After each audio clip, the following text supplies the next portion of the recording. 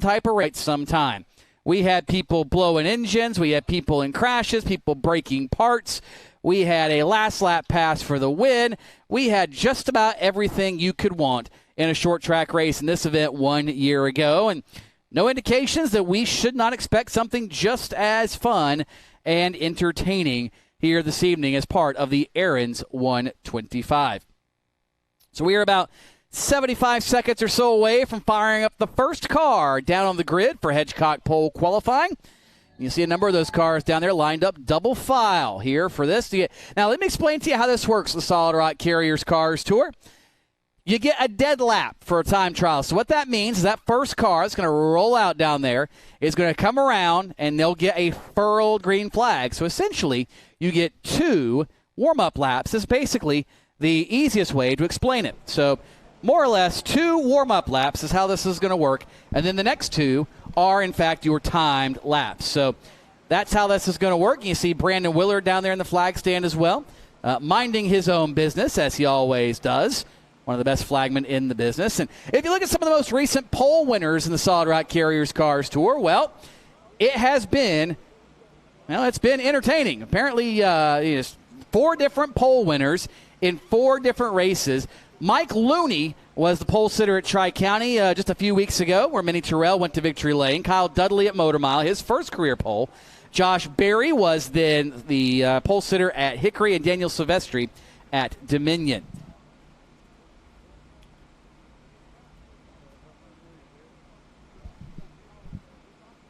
So who knows? It'll be fast time here this afternoon once we get cars rolling.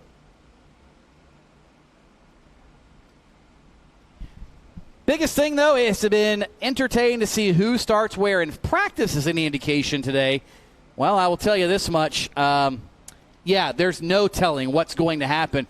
We saw Sam Yarbrough on top of the charts yesterday. Jonathan Findlay led the opening practice, and everybody unloaded. Minnie Terrell's been fast. Zach Miracle, Ryan Glinsky, a couple of our hometown heroes have been fast. And then, kind of the usual suspects, the Justin Johnsons, the Lane Riggs of the world.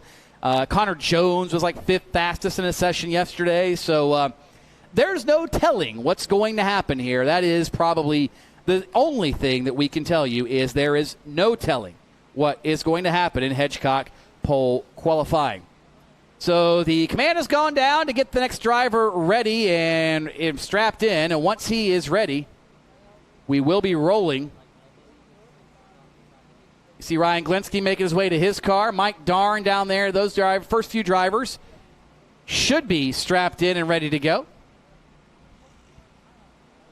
Sounds like maybe a couple of issues down there delaying us a little bit while they get ready to go. Speaking of which, there's some drivers down trackside that we have seen, different places, different faces, familiar cars and familiar faces, but it's all kinds of a bit of a wackiness. Let's go down to our pit reporter tonight, Lenny Baticki from PRN's at the track, and he has got one of those same faces in a new place type people down in the pits before we go rolling. Lenny? Well, I'm with one of those drivers that I'm trying to get to turn just a little more so we get a little more sunshine on his face. Look at that. Now, was it Christmas when Junior Motorsports said, hey, why don't you take our rocket ship around? What's this week been like? Yeah, it was a little better than Christmas for me. I thought I was really, really happy. Really excited to get this opportunity. This is about a once-in-a-lifetime for me, running our family car and doing really good, and then hopefully we can transfer it over to here too tonight. I noticed you've already picked up an Earnhardt Senior tendency. You were quick in the first practice today and then sat out. Is that part of the Junior Motorsports Earnhardt legacy? Oh, no. We ran both practices. We were fast in the first one, and the second one I think we were pretty good, just working on some long run stuff, and hopefully we worked on it good enough. Well, I've got a feeling he knows what to do in this piece, and it is ready to take him wherever he wants it to go. Back up to you, Tony. Thank you, Lenny. And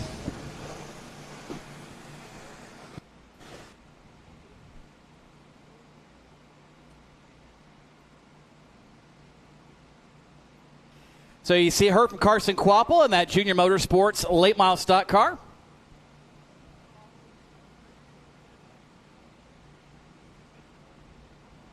Sounds like what we're actually waiting on. There is a potential issue with somebody in the infield as far as potentially needing some medical attention. So we're going to make sure that knee gets tended to, because that's certainly more important than making circles at a high rate of speed.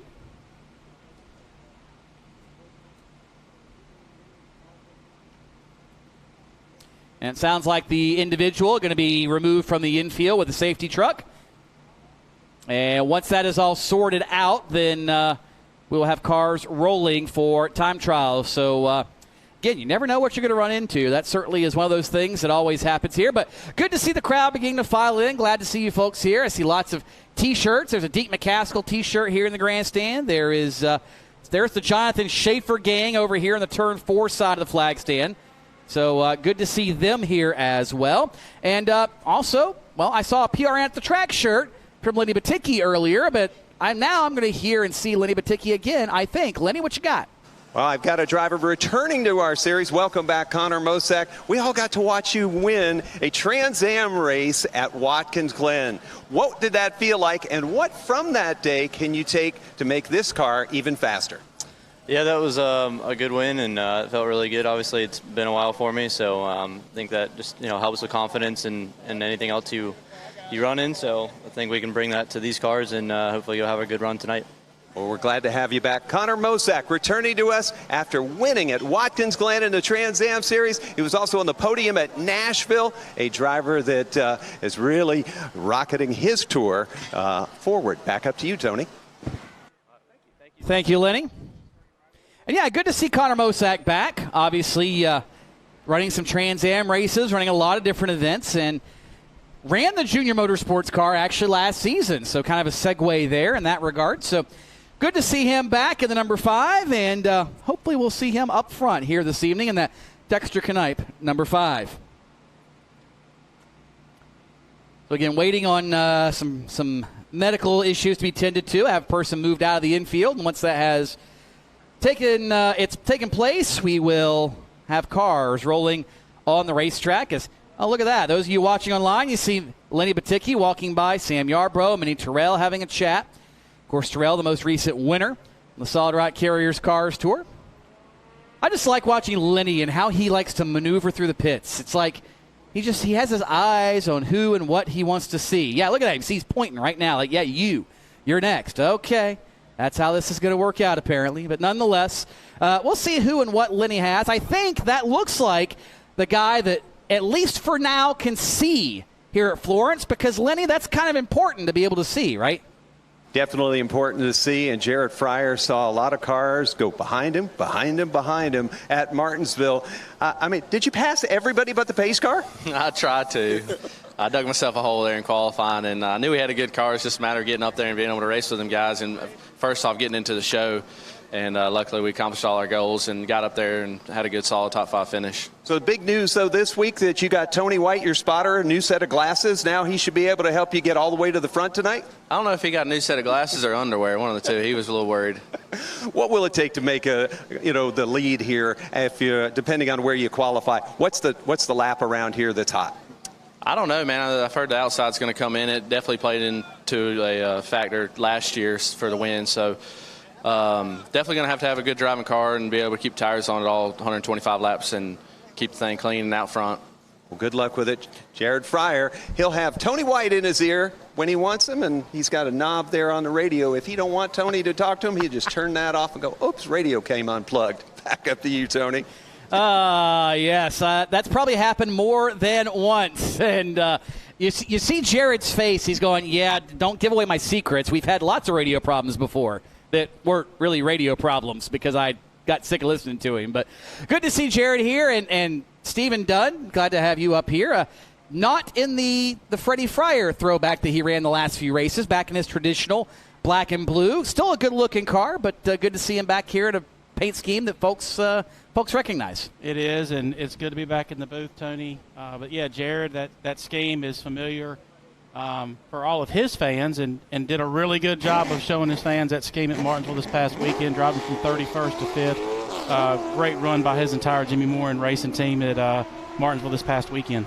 Well, it looks like we've got the person out of the infield, so that's the good news, and that means we can commence with Hedgecott pole qualifying here at the Florence Motor Speedway. You see the first car on track, the number 24 of Mike Darn on the Speedway. The Solid Rock Carriers ride. Of course, Mike out of Virginia. Car quite frequently out of the Concord, North Carolina area. And Mike now will be coming around to get the green flag on his qualification run. It'll be interesting to see what Mike does here. They had a little bit of trouble in practice. They had that thing up on jack stands early this morning and trying to get it scaled out. We'll see what kind of run he has here in qualifying. Gets the car down in turns 3 and 4. Back on the throttle. White flag is in the air for Mike Darn. First lap, 17.916. 17.916. Where do you think that's going to end up, considering the track's cooling down and things are changing? I don't know, Tony. It's going to be really interesting. I mean, we had some, I think we had some 90s and some 80s in practice. I mean, I think we could possibly see a 70 or 60. Well, we just did. There's a 78 by Mike Darn, 17.788 seconds. So that's good enough, obviously, for the provisional Hedgecott pole for Mike Darn. Next up, driver out of Oak Ridge, North Carolina. And hard to believe he was, his car was on the outside pole here 1 year ago with car owner Lee Pulliam behind the wheel. And let's see what Brandon Pierce can do here in this one as he is on his first of 2 timed laps. You can definitely tell we're back at Florence. No wall in the back stretch here. Tony, we're in the corners. It's definitely a different look from what we're accustomed to. Certainly is. Lap number 1 for Brandon Pierce, top of the board, 17.781. 17.781 for Brandon Pierce. That'll put him P1 for the moment.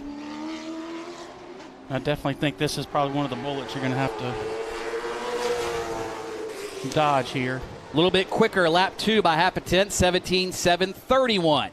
It's 17.731, going to be the lap of record for Brandon Pierce. Funny, the front row from last year's race, so to speak, happens to be going back-to-back in time trials here this afternoon. Next on track out of Bahama, North Carolina, in the per year tank lines, number 99. This is last year's pole sitter, Lane Riggs. Lane still rocking that throwback scheme from Hickory a few weeks ago. Looks good. It does look good. Lane down the turn, number 3. Man, almost saw that left front tire lock up, it looked like, for a second. So just enough brake to keep it from locking up, but enough to slow it down. Lap 1, Lane Riggs, second fastest overall, 17.753. He needs a few hundredths to put it on the front row. Yeah, and it's really interesting. This racetrack, Tony, you talked to a lot of the drivers. Qualifying mode and race mode are going to be completely different here. Race mode is going to be much slower, the pace is. P1 for Lane Riggs, 17.715. 17.715 for Lane Riggs. As on track now in the number 4 out of Bristow, Virginia. No pressure for the driver of the Solid Rock Carriers, GXS Wraps automobile. Fastest in the opening practice on Friday. This is Jonathan Finley, now coming to start his first of 2 timed circuits. Yeah, and Jonathan's been working with Derek Peebles here the last 3 Cars Tour weekends, and they've definitely made some improvements and some strides. Fastest in first practice yesterday, and definitely optimistic for a good run here tonight. See what he has in his Ford here on lap number 1. First time around for Jonathan Finley. 4th fastest overall to 17.818. Just a 10th off of the current pole set by Lane Riggs. Good lap for Jonathan, though, on first time around. Yeah, and again, you talked about the track cooling down. It's October the 2nd, and it was extremely hot today here in South Carolina, and the track has definitely cooled off. 3rd for Finley, 17.752. 17.752. 4 cars in, and this is by no means a judgment of what's going to happen, but 4 cars in, the entire field still only separated by 3/4 of a tenth of a second. Yeah, and honestly, Tony, I think that's just the product of the Cars Tour as a whole. We talk about this every week, how close the competition is in qualifying and in race trim. So Justin Johnson now on his first of 2 timed circuits. Per your tank line, GXS Wraps Chevrolet. You see him down the backstretch, and there's that weird shot. There's just no wall. I love it. It's great. Yeah, it's definitely a unique shot based on what you really have to work with here. First lap for Johnson, slowest that we've seen so far, 17:839. 17:839 for Justin Johnson. Remember last year, though, did not qualify well. Ended up motoring his way to the front before the engine expired. Lap number 2 for Justin. Yuck. Slower at an 8:59. So are you going to have talks with your driver? Well, I mean, again, he didn't qualify great here last year. And, again, I think this is one of those racetracks. We talk about being here in South Carolina, the grit, an old Myrtle Beach, a Dillon. This is going to be a track that eats up tires, and you're going to have to really back down your race pace. And it's very possible to see some of these guys that may not qualify as high up in the qualifying order make their way through the field like Justin did last year. And we'll find out if that happens again, potentially. Anything can happen. Kid that I've got my eye on is on track now. Out of Monroe, North Carolina. His dad, Doc, well, he's a dentist by trade, by day, longtime racer. They got Greg Peterson and folks turning the wrenches on this one. This is the American Dental Center Chevrolet of Zach Miracle in lap number 1. Puts it on the point. 17:567. 17:567. What a first lap for Zach Miracle, and he's digging for more. Yeah, and he was fast in practice, so we knew that he might be one of those guys to watch as far as a local. And faster on lap number 2 by 3 thousandths, but faster no less.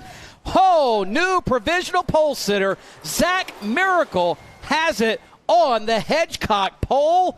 I think there's about 19 surprise drivers in the property, and one that's not, and he's behind the wheel of that Chevrolet. I really don't know that it's that big of a surprise. I mean, Zach had a great year here at Florence. He South Carolina NASCAR Rookie of the Year. He finished second in the Southeast Rookie of the Year, standings behind Martinsville winner Landon Pimpleton this year. He's had a great year here at Florence, and to me, it's really not that big of a surprise, Tony.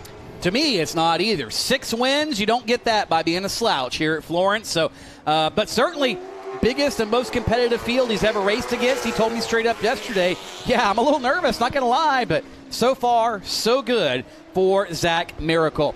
Another one of the young guns is starting to get the program figured out with Lee Pulliam Performance this year. Out of Ashland, Ohio is on track now. The Solid Rock Carriers Toyota.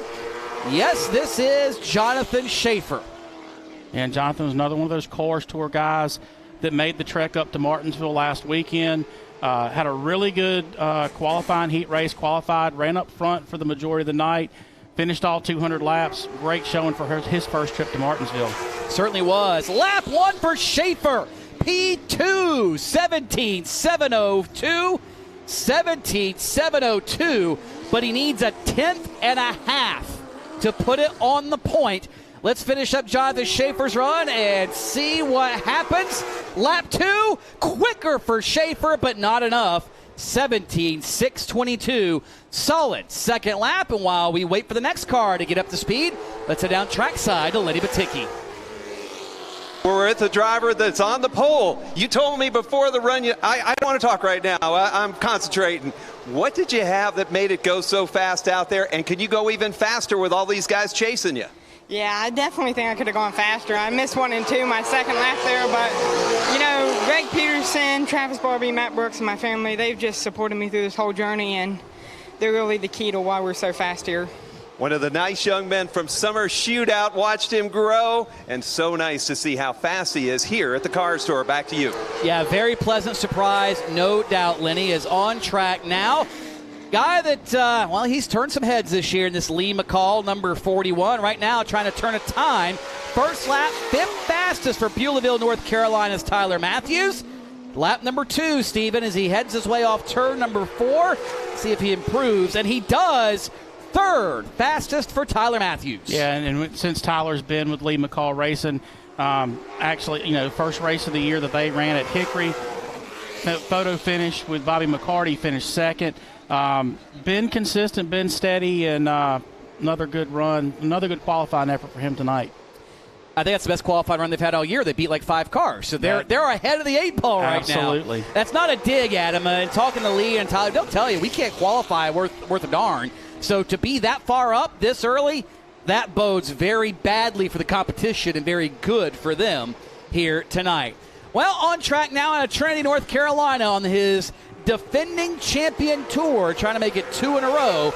This is the Sterling Building Group, number 14 of Jared Fryer, and he now is on the clock. Yeah, it'll be interesting to see if Jared, they've started to gain some momentum. They've had some good runs. Obviously, that top 5 at Martinsville this past weekend in the Valley Star Credit Union 300 was huge for them. And Jared's he's been very adamant. He wants to win a race here, and he's down to his last 3 bullets here. Yeah, and it's kind of been his MO, though, over the past few years. Hasn't really done fantastic.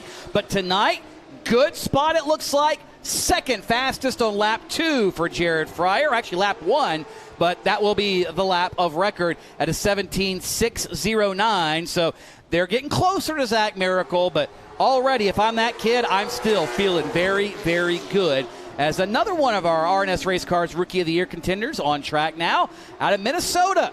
This is Joe Valento in the Friends of Jacqueline Ford Performance Ride for David Gilliland Racing. Yeah, and I think that Joe got up into a little bit of the dirt there down the end of the backstretch on his first lap there. First lap, 17:9:06. 17:9:06 for Joe Valento. See him way up there, trying to arc that car right down to the bottom in turn number 3. I actually like the camera shot. I think it's a unique shot there, Tony. Well, we couldn't really put one outside the racetrack, I'll tell you that much. You could have hung one out in the trees out there, about 50 yards behind turn 3. Lap 2 for Valento, still 10th fastest overall to 17:8:86. 17:8:86 for Joe Valento. Next up, another one of those big bullets in the gun that I think Zach Miracle, well, he has to dodge every week here at Florence, but certainly needs to dodge here tonight as well. In the number 28 out of Mooresville, North Carolina, the RG Excavating Incorporated Chevrolet. This is Ryan Glinski. Yeah, and I think, too, Tony, with the last 3 races here, obviously here tonight at Florence, next weekend at Wake County and South Boston, I really think that these Cars Tour regulars are really going to get a heavy dose of some of these local drivers, like we saw Kyle Dudley at Motor Mile, and we've got Galinsky and we've got Miracle tonight here at Florence. And I think that's a good thing. I think it's very good to see the hometown heroes coming out and, again, challenging the Cars Tour regulars. That's what you want to see when the big boys come to town. You want to see how you stack up. So far, the answer to that is very, very well here this weekend at Florence. Lap 1 for Glinski, not bad, 6th fastest overall at a 17:7:19. Yeah, and again, going back to that, this is a racetrack that both of these young men have run all year long, and there's something to be said for that consistency and running the same track every weekend where they might have a little bit of advantage over the touring guys. Second lap for Glinski, slower, so lap 1 will be the lap of record, and Glinski currently 6th fastest of 11 cars that have taken time thus far. Next up, nope, it's not that guy. It's another guy out of Mooresville, North Carolina, the Junior Motorsports number 8, the CorvetteParts.net iRacing and all things automotive Chevrolet. This is Carson Quapple, now on his first of 2 timed laps. And good to see, Carson's not going to be in a super until South Boston a couple weeks. Had a great opportunity to jump in this car with Junior Motorsports this weekend and was very fast in all 3 practices yesterday and both practices today. That he was. Lap 1 for Carson Quapple, second fastest overall, 17:5:84. 17:5:84. That car looks good. You see him dive straight down to the bottom in turn number 3. What does he have on lap 2? Slower on lap 2 for Carson Quapple. Zach Miracle can wipe his brow one more time because yet another heavy hitter has dodged, knocking him off the Hitchcock pole. By the way, there was a sign in the Junior Motorsports shop that said no mullets allowed. That has been removed this week, just so you're aware. Well, I think another one of those bullets for Zach Miracle to dodge is now on the racetrack in Caden Honeycutt. He was also fast in practice today. When has Caden Honeycutt not been fast? That's the question. Driver out of Aledo, Texas, currently second in the series standings. Just a few markers behind Bobby McCarty. But I think Caden's in the hard spot right now, Steven. He's got to play chaser to a former series champion as a rookie. That's a pretty tough pill to swallow, but lap 1 looks good. 17:6:03, third fastest. Yeah, and one thing that may help Caden Honeycutt tonight here at Florence, he actually made his debut with JJR here in the Icebreaker in February. This is a racetrack that he's been to before, and he's got laps around. Well, those laps paid off a little bit here on the second time around, slightly quicker by 0.6 Still third fastest at a 17.598, 17.598 for Caden Honeycutt. The bad news is Bobby McCarty hasn't gone yet, so he doesn't know how this is going to shape up in that regard. Well, look at this. This guy, this is his second Cars Tour race this week. Did you know that? I did not know that. You didn't even know there was another Cars Tour race this week, did you? Maybe was it one of the iRacing? Yes, it was. Okay. Fresh off the Cars eSport Tour, we had a top 3 car in their event. This driver making his series debut out of Taylorsville, North Carolina, Michael Bumgarner in the second David Gilliland Racing Ford. First lap for Bumgarner. Clocks him in 14th fastest overall, 17.980. And this is kind of an R&D car, Steven. They said, look, kid works in the shop with us. He's turned a lot of wrenches. We want to try some stuff. Let's go out there and give him a reward and say, here, drive a race car. What a great opportunity for someone that puts in a lot of hard work and dedication to get cars to the racetrack and then get the opportunity. Up to 12th fastest on lap number 2 is Bumgarner, so he'll leapfrog his teammate Valento as well as Justin Johnson, who, again, very disappointing run, currently 13th of 14 cars that have taken time thus far. On the Speedway now, we talked to him a little bit ago before cars hit the racetrack out of Charlotte, North Carolina. In the number 5, Interstate Foam and Supply Chevrolet, this is Connor Mosak. Again, good to see him back in a race car with the Solid Rock Carriers Cars Tour. Yeah, and Rookie of the Year with Junior Motorsports, and I think this is what his third or fourth race in the 5 car. He's been in and out of that car, it seems like, with different races, and just kind of, and that's the cool part about Connor. He's not racing for points. Yep. I'll just show up and race when I feel like racing. A lot of people tell you points racing is no fun. You guys know that because you're in the middle of it with Justin and Caden both. You think too much when you're points racing. Connor Mosak gets to go out and go fast. Lap number 1, 15th fastest. Lap number 2, also 15th fastest, 17.913. So Connor struggling to find a little speed, at least in the short round here at Florence. Yeah, and the guy on the racetrack right now, a ton of laps around the Florence Motor Speedway. Sam Yarborough. You would think. Got to be one of the favorites tonight, you think. So I thought the same thing. Went down and talked to him. I was like, man, you've been around here a bunch. He's like, nah, I ran the Icebreaker this year, and I ran last year's race here, and that's all I've raced here. Now, his teammate, Matt Cox, has raced here a lot. Okay. And I looked at him the same way you're looking at me, and I was like, seriously? He's like, yeah, I've never been here till last year. Like, you're kidding me. But, yes, Sam Yarborough on track now, coming to the white flag in the Aaron's number 95. First lap, 17.709. 17.709. First lap for Sam Yarborough. Second trip around the Florence Motor Speedway under the watch. Let's see what happens. Cranks the steering wheel to the right out of turn 4. And second lap is quicker, but still good enough for 6th fastest overall at a 17.673. I think he's still someone you got to watch out for. Second place to the man that's on racetrack right now a couple of weeks ago at Tri-County. But this place drives very similar to Myrtle Beach, a place that Sam Yarborough was very successful at before they closed down last year. That he was, certainly. On track now, the most recent winner. The Solid Rock Carriers Cars Tour in the white number 81, the Mini T's fastest grease in the East, Chevrolet. Driver of Manassas, Virginia. This is Minnie Terrell. And while we watch his qualification effort, let's head down to PRN at the tracks. Lenny Baticki, who's got something trackside. Well, I've got Michael Bumgarner here, and Cars E-Tour earlier this week. You raced, got on the podium. What do you tell the other E-Tour racers that it's like to do this live?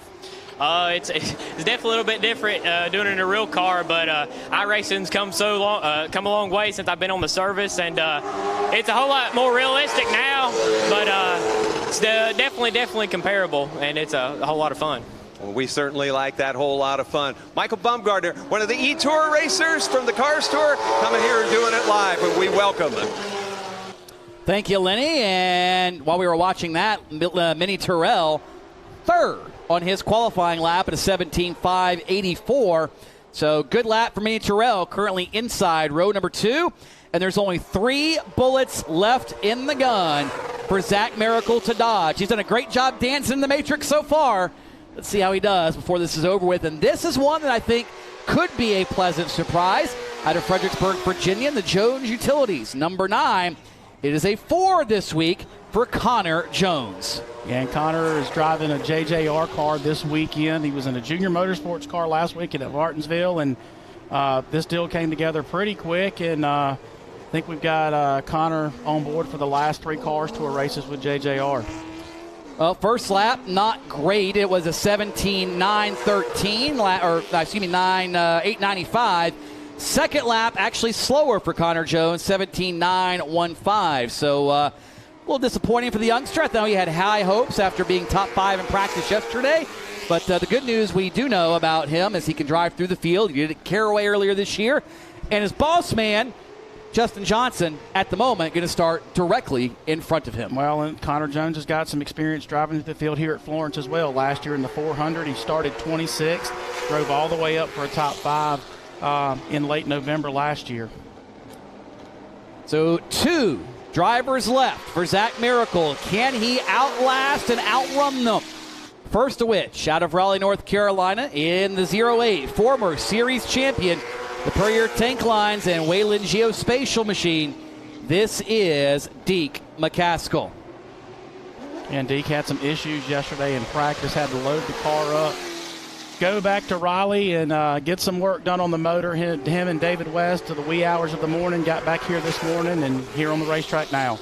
11th fastest on the second lap for Deke McCaskill. That will be the lap of record, a 17.728. So if you're Zach Miracle, you know you're on the front row right now. But do you become the 5th different pole winner in 5 races in the Solid Rock Carriers Cars Tour? We're about ready to find out, as Kernersville, North Carolina's Bobby McCarty is on track, the current series championship leader. And there's a point on the line if, in fact, he is able to put this one on the point. Yeah, and Bobby a little disappointed with last weekend at Martinsville. Had a really good car, thought he had one to win, and he's determined. He said that he wants to end 2021 on a high note, and he wanted to start this weekend here at Florence. Lap 1 for McCarty, 17.686. 17.686, needs a full 10th or so to put it on the Hedgecock pole. Can he get the job done? Through turns 3 and 4, can McCarty do it? Or is it going to be Zach Miracle? Survey says McCarty does not do it. Zach Miracle on the pole position for the first time in his Solid Rock Carriers Cars Tour career. McCarty 7th fastest overall to 17.635. So Zach Miracle, the youngster out of Monroe, North Carolina, representing the Florence Motor Speedway regulars exceptionally well by putting it on the Hedgecock pole here this afternoon. And right on cue, there is Lenny Baticki down track. Zach Miracle, what words can you say about this moment being the pole sitter at the Cars Tour race? I'm sort of speechless, you know. We went out early there, and I knew it was a good lap, but I knew there were a lot of good cars left, so it's a nerve-wracking, 20 minutes, but I'm still speechless. You got a lot of cars behind you, a lot of fast cars on a track you know really well. What's going to be your key to success? What do you have to do right to keep them back there? Yeah, I think we just need to run our own race, save tires and see where we're at, at the end of 125 laps. Well, right now, you're on the pole. That's where you're at. Congratulations, Zach Miracle, your pole sitter here at the Aaron's 125, and he'll get the pole award, the Hedgecock pole award. He's going to get that here on camera. We'll throw it back up to Tony. Yes, thank you, Lenny. And, yeah, very happy youngster down there in that Hedgecock pole position. That is Zach Miracle. So let's take you real quick through the rundown of how they will start this one. Zach Miracle on the pole. Carson Quapple will be alongside. Minnie Terrell, Caden Honeycutt, and Jared Fryer round out the top 5. Then is Jonathan Schaefer, Bobby McCarty, Sam Yarbrough, Tyler Matthews, and Lane Riggs in 10th.